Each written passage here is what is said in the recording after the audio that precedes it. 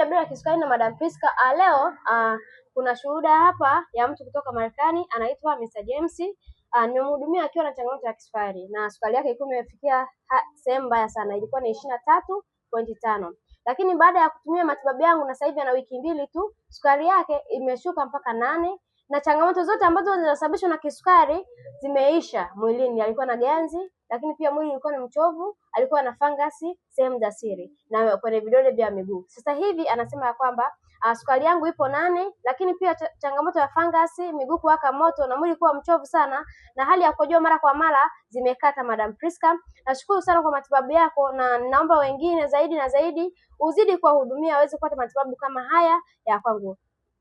Na kuambia kwamba kwa wewe ambaye unasumbuliwa changamoto ya kisukari, Madam Priska nipo kwa ajili ya kukusaidia matibabu ambayo yanadili na miundombinu ya mwili mzima, kisha matokeo ya changamoto yako. Hata kama sukari yako iwe na muda mrefu sana, miaka mingapi, wewe nitafute. Kuna matibabu ambayo nayatoa kwa watu wote, uwe kijana una changamoto ya kisukari, umri wa kati una changamoto ya kisukari, hata wazee pia matibabu yao yapo. Nitafute sasa.